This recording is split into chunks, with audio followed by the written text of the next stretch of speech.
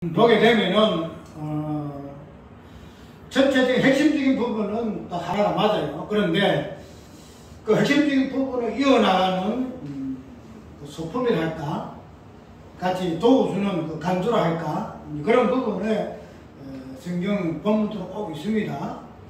오늘 또 우리가 읽었던 요 부분들 9절에서 1.9절에서 11절까지 보게 되게 되면은 분명히 성천이라는 부분과 그 재림이라는 이 부분들을 연결시키신 부분들이 있지만은, 그러나 오늘 본문 속에서 나타나는 제자들이 올라갈 때에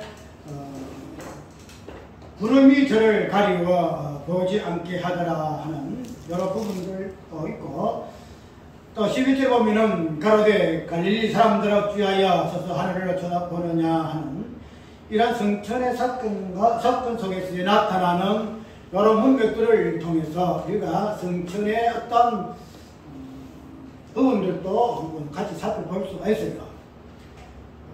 그래서 저번 주에 생각했던 그 부분들은 성천과 재림을 연결해서 우리가 생각을 해봤죠. 재림 자체를 마지막에 우리가 바라보는 그런 소망이나 약속이 아니고, 우리가 구약 성경에 백성들이 다시 오시는 그 초림에 대해서의 그 약속적인 관점에서 우리 현재에서는 재림을 바라보는 입장에서는 다시 우리의 입장이 초림을 바라보는 구약 백성들과 같이 예수님의 그 재림의 약속을 바라보는 입장에서 한번 찾아봤죠. 찾아봤는데, 이제는 그러한 성천적인 그런 부분들에 있어서의 나타난 그때 상황에서의 그 부분들, 그때 상황의 역사적 배경이라든지 그 다음에 그 상황의 어떤 나타나는 부분들을 통해서 성천의 그 의미의 부분들도 같이 간주적인 관점에서 우리가 살펴볼 수가 있습니다. 그렇기 때문에 그런 부분들을 저번 주까지 저번에 이것까지 했으면은 한 2시간 해야 되겠죠. 그런데 너무 길어서 이 부분을 뺐는데, 이 부분을 잠깐 수요일에 다 힘들기도 하고 잠도 오기도 하고 그런 것 같은데, 잠깐만 하고 다음에 또 시간 있으면 이어가도록 하고 그래 가도록 합시다. 저번 주가 맥주 감사절이죠.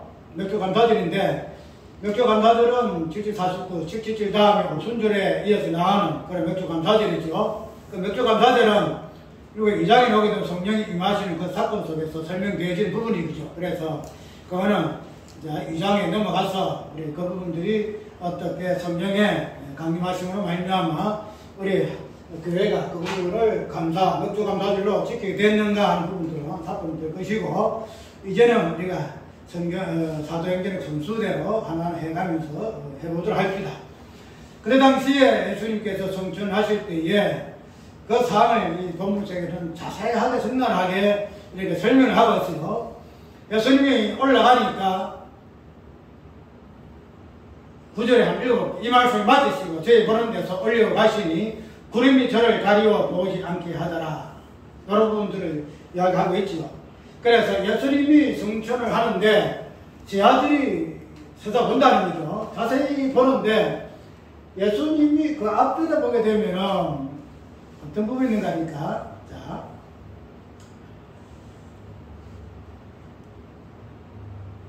이 말씀을 맡기시고 저희 보는 데서 올려가신다 이렇게 분명히 이야기하고 있죠. 저희 보는 데서 올라가는데, 근데 천사들이 어떻게 하죠? 천사들이 구름을 가지고 예수님의 그 성천하시는 그 모습을 구름으로 가려요. 그래서 제자들이 자세히 쳐다보는 이 부분에서 왜 천사들이 예수님의 그 성천을 가리웠을까 하는 이 부분들을 우리가 복음적인 관점에서 한번 살펴보고, 그 다음에 쳐다보는 그 지사들에게 대해서 그들을 어떻게 지명하는가 하면은 11절에 가로되 갈릴리 사람들아 어찌하여 서서 하늘로 쳐다보느냐, 갈릴리 사람들이라고 언명한 이 부분들로 인해서 성천이라는 이 부분과 이 부분이 왜 천사들이 구름으로 올라가게 되면은 분명히 예수님이 볼 수 있도록 올라가는 부분에서는 볼 수 있도록 이렇게 조절된 환경이. 그런데 올라가는 이 부분에서 자세히 쳐다보니까 처자들이 이걸 가리고요. 쫙 가려. 그럼 더 이상 못 보게 하죠. 쫙 올라가는데 우리도 안 그러겠어요? 우리가 그저 뭐해요? 이성을 쏠리게 되면 막 쳐다보잖아요. 올라가서 몇 킬로나 쳐다보는데, 그래가지고 쳐다보는 그런 상황에서 제 아들이 그냥 그걸 놔두면 될 거 아니에요. 그럼 가릴 필요가 뭐 있습니까? 안 볼 때까지 놔두면 되는데, 그러면 그냥 싹 가리고. 그래서 우리가 이런 부분을 보게 되면은 성경에서 말하고 있는 성천절의 어떤 개념 속에서 뿐만 아니라 성경에서 말하고 있는 이 진리적인 부분들, 특별히 이 성천과 재림인, 그 다음에 초림이라는 이 부분들은 어떠한 부분과 연관이 되어 있는가 하면 때와 기한의 의미가 있어요. 그래서 예수님이 이 땅에 오실 때, 조림하실 때에 그 부분도 보면은 예수님 자신이 십자가에 그 죽으시는 그 부분을 가지고 자기의 때라고 이야기하셨거든요. 내 때가 아직 이르지 아니했다. 내 때가. 내 때는 아직 남아있으니 내가 때가 되기까지는 내가 이 땅에서의 복음 사역을 할 것이다. 이렇게 이야기함으로 해서 성경에서 말하고 있는 그때는 예수님의 그 때를 의미하는 것으로 우리는 이야기를 많이 합니다. 그래서 복음의 어떤 부분들을 설명할 때는 그 부분들이 또 나타낼 때는 때가 될 때에 이 복음이 나타나고 진리가 드러나고 이렇게 되는 거예요. 그래서 때가 아닐 때는 복음이 나타나지 않아요. 그러므로 인해서 이 때와 기한이라는 이 부분들은 꼭 진리적인 부분, 하나님께서 당신의 하시는 일들을 나타나실 때에 그때에 이 때가 만물에 있어서 그 부분이 드러난다는 거죠.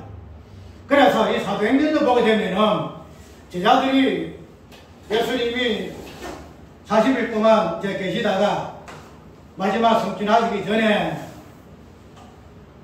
제자들이 어떻게 예수님 앞에 넣어지요?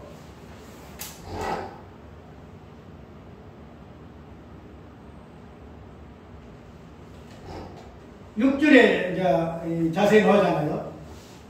저희가 모였을 때에 예수께 묻자와 가로되 주께서 이스라엘 나라를 회복하심이 이때니까 이 이야기를 할 때에 실제로 예수님께서 가라사대 때와 기한은 아버지께서 자기의 권한에 두셨으니 너희의 알 바가 아니다. 이를 이야기하고 있다는 거예요. 그래서 제 아들이 예수님 앞에 하나님의 나라가, 즉 이스라엘 나라가 다시 세움을 입을 때가 지금입니까? 이렇게 이야기할 때에 그 때에 대해서의 예수께서 하신 말씀이 너희들 때는 항상 있는 것이다. 우리 다른 복음서에 보게 되면은 예수님이 십자가에 죽기 전에 제자들의 관점에서 예수님이 십자가 사건을 올라가기를 이야기할 때에 내 때는 아직도 남아있으나 너희 때는 항상 있다. 너희들 항상 있다. 그래서 세상 사람들이 말하고 있는 그 때와 성경에서 말하고 있는 때는 그 때에 대해 완전히 달라요. 그래서 제 아들이 이스라엘 나라를 회복하심이 이때입니까? 할 때에 그때하고는 아버지와 그때하고는 다르다. 그래서 때와 기한은 아버지의 권한이 있으니 그 때를 가지고 너희들이 이렇게 저렇게 이야기하지 마라. 이렇게 이야기하고 있거든요. 쉽게 말하면 때와 기한은 아버지의 권한이 있기 때문에 사람들이 그 부분을 탓을 못하는 거예요. 무슨 말인가 하면은 때와 기한 안에만이, 때와 기한이 돼서만이 예수님 오셨잖아요. 예수님이 오시고 초림도 때에 되니까 예수님이 이 땅에 오셨고 때가 되니까 33년 후에 십자가에 죽었었고, 그러니까 성경에서 말하는 때는 하나님이 일하십니다 이 말이죠. 하나님이 일하심이고 하나님의 그 행하심이 그 때에 대해서 나타나는데, 그래서 사람이 이것을 가지고 논란할 필요가 없다는 거죠. 하나님의 때에는 하나님이 일하시지 사람이 이 때에 대해서 이렇쿵 저렇쿵 사람이 일할 수 있는 그런 기간이 아니다 말이죠. 그래서 사도행전의 입장에서도 제 아들이 때와 기한에 물을 때에 예수님께서 하신 말씀이 때와 기한은 아버지의 권한이 있다. 아버지 권한이 있다. 그러므로 이 때와 기한이 아버지 권한이 있음으로 인해서 모든 것이 감추었다는 거죠. 초림에 예수님 오실 때도 어떻게 해요? 모든 사람이 알지를 못했어요. 그때 수많은 유대인들이 성경학자들이 바리새인들이 예수님의 그 부분을 알려고 해도 그 때와 기한을 알지 못했어요. 그래서 그때의 기한의 그 암흑의 시대를 우리가 말라기로부터 예수님까지 오시는 때의 그 400년의 허감의 시대, 그때는 계시도 없고 선지자도 없고 그래서 말씀도 없고 말씀이 없으니까 때에서 나타날 만한 하나님의 진리, 하나님의 복음, 하나님의 언약 이 부분이 나타나지 않았어요. 그래서 그러한 감추어진 400년의 역사에서의 때와 기한이 예수님의 그 초림에서 이제 정확하게 때가 되니까 하나님의 아들이 이 땅에 예수의 마리아의 몸을 통해 오게 하셨다는 거죠. 그래서 때와 기한에만 하나님의 일하심이 나타나는데 우리 사도행전에서 예수님의 그 때와 기한은 무엇으로 나타날까요? 무엇으로? 오늘 본문 속에 드러난 이 사건, 예수 그리스도께서 하늘로 올라가신 이 성전의 사건 속에서의 때와 기한의 의미를 우리가 유의할 수 있는데, 그래서 이 사도행전에서 나타나는 성전의 이 사건 자체를 예수님께서는 하나님의 그 때와 기한의 입장에서 감추인 것으로 사건 속에서 설명하고 있어요. 무슨 말인가 하면은, 성전의 모습이 올라갈 때에 제자들이 자세히 하나를 봅니다. 보는데, 천사가 구름을 가지고 가립니다. 가려서 더 이상 성전의 이 의미가 감춰진 그런 입장이에요. 그러면은, 이 성전의 사건이 왜 가리워질까? 왜 감추어질까? 그 부분은 우리가 저번 주일날 소개했듯이 성천과 재림이라는 사건 속에서의 부분으로 접목을 시킬 수가 있어요. 무슨 말인가 하면은 이 성천의 사건은 분명히 재림의 사건과 연관이 되어 있죠. 재림이라는 이 사건 속에서 나타난 그 본질적인 부분은 예수님의 그 재림의 성천이라는 사건 속에 숨겨져 있다는 거죠. 그런데 이 재림이라는 이 사건은 시간적인 관점에서 아직 이루어지지 아니한 사건이잖아요. 하나님의 그 약속의 관점에서 아직 이미 성전 속에서 드러났지만, 그러나 약속이라는 아직이라는 약속 속에서 볼 것 같으면 이 성전으로 재림으로서 보여지려 할 그 본질적인 부분은 아직도 미완성이 이 말이죠. 그래서 이 성전이 재림을 포함하고 있는데, 재림이 시간상으로 나타나야 할 부분에 있어서는 아직이다 이 말이죠. 그래서 아직일 것 같으면은 때와 기한 속에서 하나님께 일하시는 이 부분들이 성전 사건 속에서 가리워지는 것으로 나타나는데, 왜 그런가 하면은 성전의 사건 속에서 나타나는 이 때와 기한, 즉 성전이 하나님께서 다시 예수께서 이 땅에 다시 오시는 그러한 때와 기한은 우리가 모른다는 거죠. 우리가 마태복음 24장에 볼 것 같으면은 종말론이 뭐죠? 종말론이 뭐는데, 그 종말론을 쭉 읽어볼 것 같으면은 종말론 가운데서도 이 부분이 나와요. 24장에 보게 되면은 어떤 말씀으로 이 부분들을 이야기하고 있는가 한번 읽어볼게요. 마태복음 24장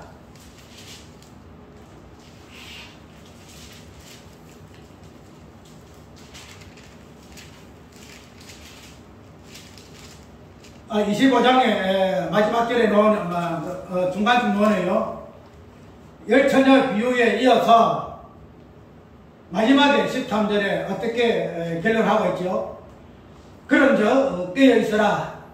너희는 그날과 그 시를 알지 못하느니라. 뒤에 쭉 보게 되면은 종말론적인 관점에서 이야기할 때는 꼭 이렇게 때와 기한을 이야기를 하고 있어요. 그런데 그 때와 기한에 대해서 너희들이 안다 이렇게 이야기하지 아니하고, 때와 기한은 아무도 알지 못한다. 그러니까 어떻게 해야 된다? 깨어 있어라 이렇게 이야기한다는 거죠. 성천의 사건도 마찬가지예요. 성천의 사건은 저희의 성천의 사건을 통해서만 종결될 것 같으면은 성천의 사건을 완전히 봐야 되겠죠. 볼 수 있도록, 깨달을 수 있도록. 왜? 때와 기한에 성천의 사건을 하나님께서 보여주셨기 때문에 우리는 이미 이해를 해야 돼. 깨달아야 된다는 부분이 확실해요.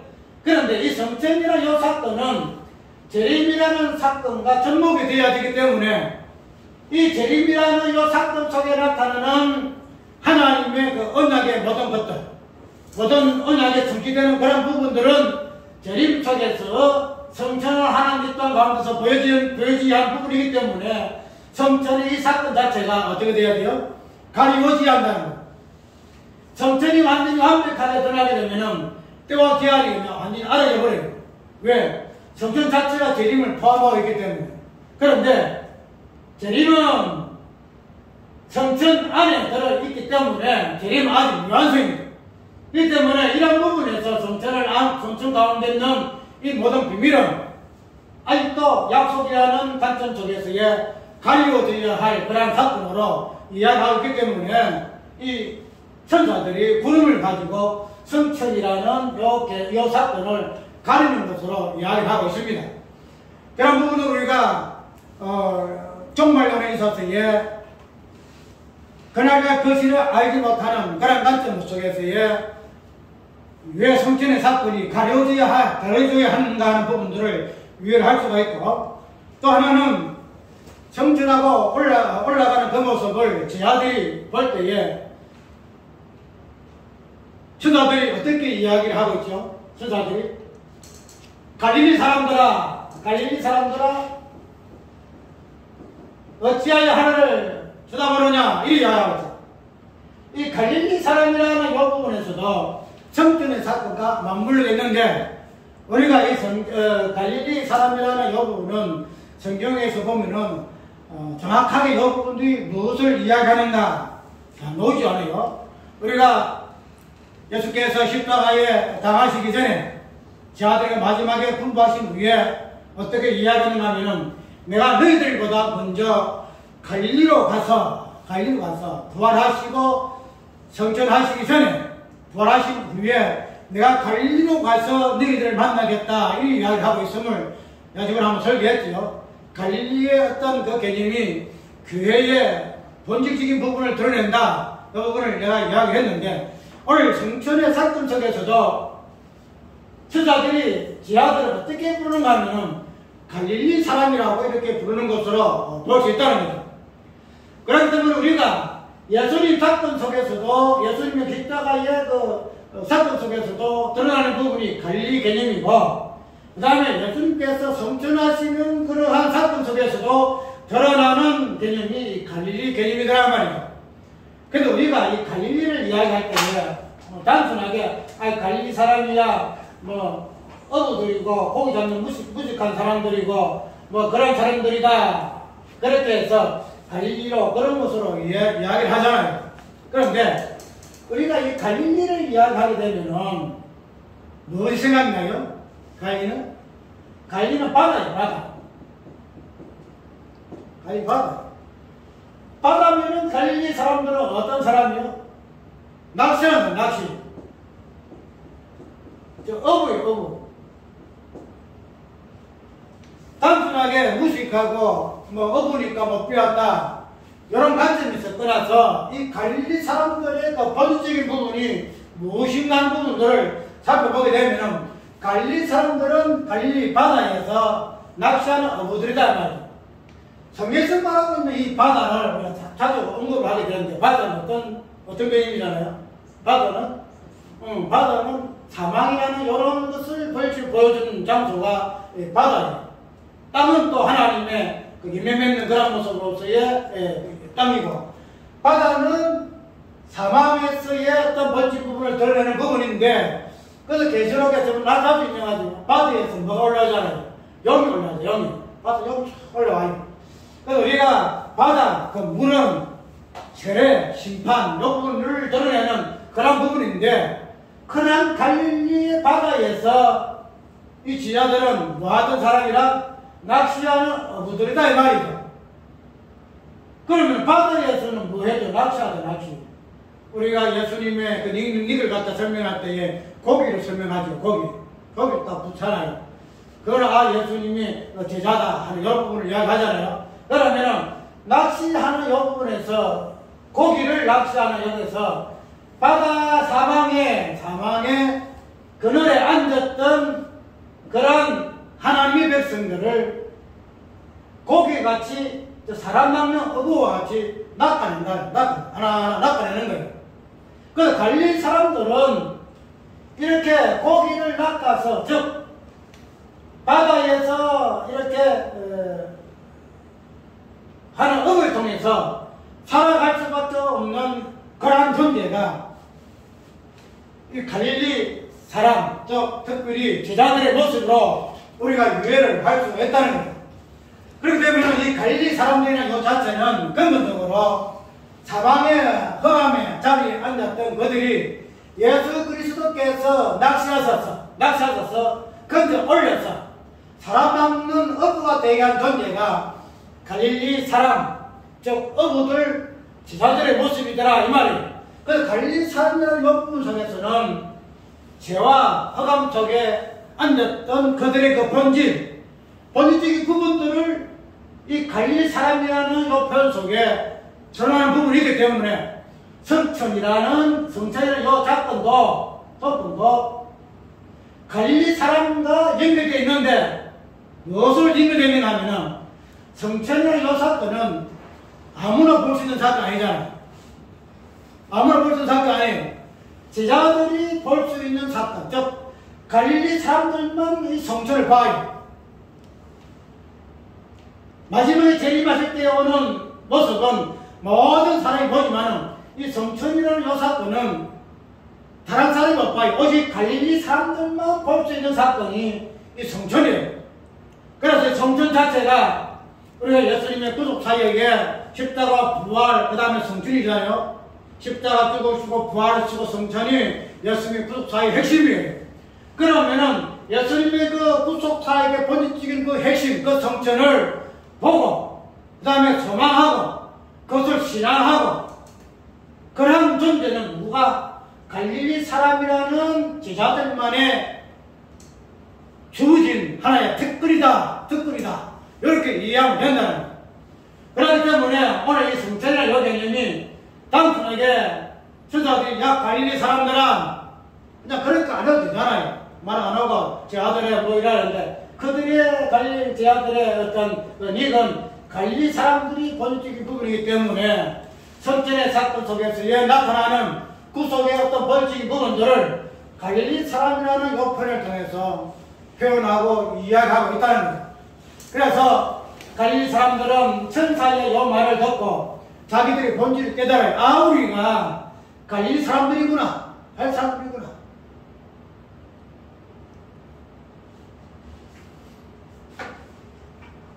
그래서 오늘 성천을 통해서 간단하게 천사가 성천의 사건에 대해서 어떠한 사건들로 통해서 이런 부분들로 보여주는 하는 부분을 우리가 봤는데 때와 기한은 사람한테는 있는 것이 아니고 하나님의 권한이 있는 것으로 분명히 이야기하고 있다는 거죠. 그래서 성천이라는 이 사건 속에서도 하나님의 때와 기한은 적용되어지는데 이 때와 기한에서의 사람이 어떠한 감성이라든가 그 부분을 가지고 어떻게 하고자 하는 이런 것들은 일체 용납되지 못하는 하나님만의 때와 기한에 속한 사건이다. 그런 부분에 있어서의 감춰줄 수밖에 없는 그러한 성천의 사건의 본질적인 부분을 한번 재림이라는 사건과 연결해서 살펴보았습니다. 어쨌든 때와 기한은 하나님의 일하심의 본질적인 일하심의 어떤 출발점이라 이렇게 이야기를 할 수 있겠지요.